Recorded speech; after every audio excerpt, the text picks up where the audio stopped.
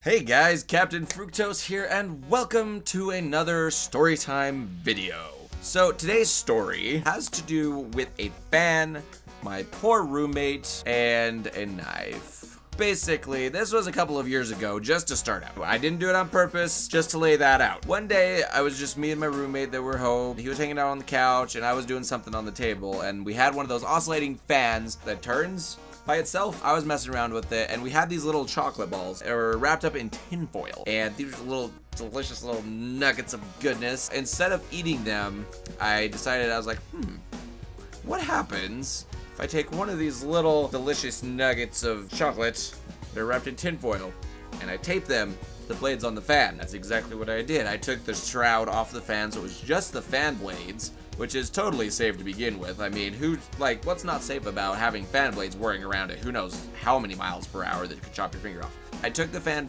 cover off, and I stuck the tape on one of the fan blades, and I turned the fan on. And I found that if I timed it just right, I could get them to unwrap and launch at my roommate, who was sitting on the couch trying to read a book. I did this a few times. He was starting to get a little annoyed. He's like, okay, dude, stop. And I was like, okay.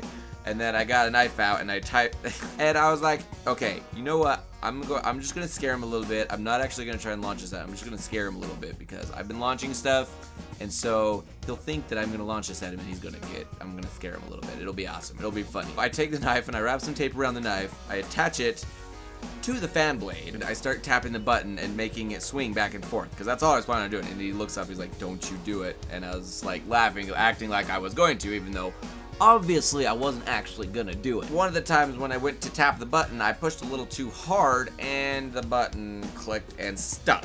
Now we've got me sitting at the table right by this fan, my roommate on the couch, which the fan is aimed at. It starts spinning and starts going wildly out of control, and of course I scream at the top of my lungs as I just like a banshee scream of absolute death and pain, and dive underneath the table. He looks over, he's like, where the freak is going on? And the fan's like freaking out, so he dives over the couch, does a freaking somersault over the arm of the couch, looked like a freaking ninja from where I was sitting, and as soon as he got down behind the couch, the knife detached from the fan blade and went flying and pegged into the wall just above the arm of the couch. But he was not too happy with me, although in my defense, like I said, it was not supposed to be on, I didn't do it on purpose. So that is the story of the time that I almost accidentally killed my roommate. He still has not let me live that down as of yet, which I can't say I blame him.